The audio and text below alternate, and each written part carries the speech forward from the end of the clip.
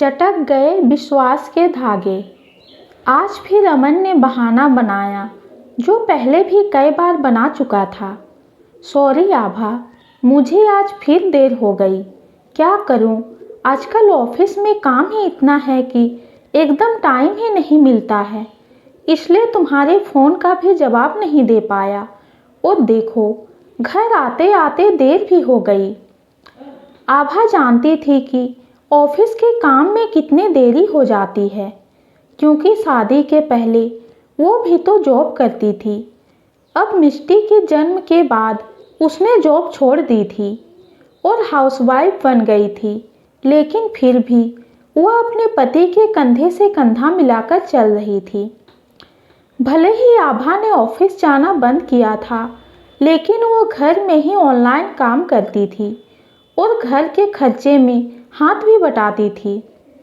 उसने कोई कामवाली भी नहीं लगा रखी थी, ताकि वैसे भी बच्चे और उसकी कसरत भी हो जाए, क्योंकि बच्ची के जन्म के बाद ना तो जिम जा पाती थी और ना ही कोई एक्सरसाइज कर पाती थी।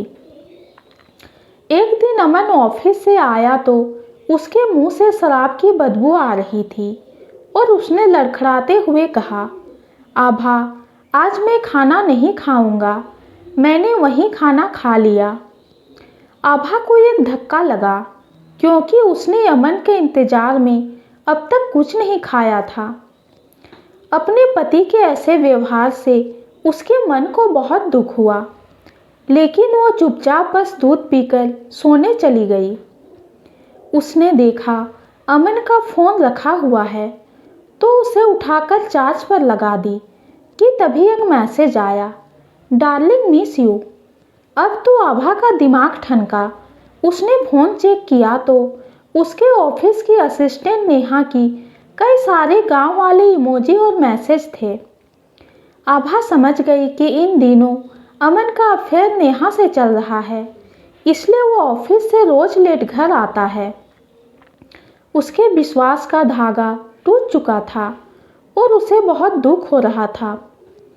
अगले दिन जब अमन उठा तो उसका नशा उतर चुका था। उसने उठते ही अपना फ़ोन हाथ में उठाया तो सारे मैसेज पढ़े जा चुके थे, क्योंकि ब्लू टिक लगा था। इसका मतलब है आभा ने सारे मैसेज पढ़ लिए थे। अमन चेहरे पर शर्मिंदगी का भाव लिए आभा के पास आया और बोला, मुझे माफ़ कर दो आभा, मैं बस थोड़ा बहक गया था। आजकल मैं थोड़ा सा नेहा के साथ समय बिताने लगा था। मैं उसके साथ सीरियस नहीं हूँ।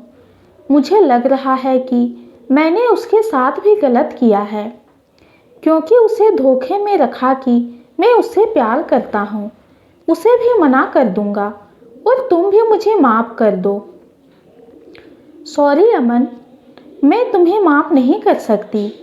मैं अपना घर बार छोड़कर तुम्हारे पास आई हूँ, तुम्हारा घर संवारा और तुम्हारे बच्चे की देखभाल करती हूँ। इसमें मैंने अपना करियर भी सैक्रिफाइस कर दिया। अब तुम मेरे साथ चीटिंग कर रहे हो, इसके लिए मैं बहुत ज़्यादा दुखी हो गई हूँ। तुमने पति पत्नी के बीच विश्वास के धागे को तोड़ दिया है, इसलिए मैं तुम्हें छोड़कर जा रही हूँ। इतना कहकर अमन को आत्मग्लानि में छोड़कर आभा ने मिष्टी को गोद में लिया और सिर उठाकर निकल गई। आभा ने अपने स्वाभिमान को चुना और अपना सिर उठाकर आगे की जिंदगी जीने का निश्चय किया। आभा के लिए आसान नहीं था चटके हुए विश्वास के धागों को दोबारा से सिलना, इसलिए उसने अपनी बेटी और गृहस्थी के लिए समझौता ना करके अपने स्वाभिमान को चुना।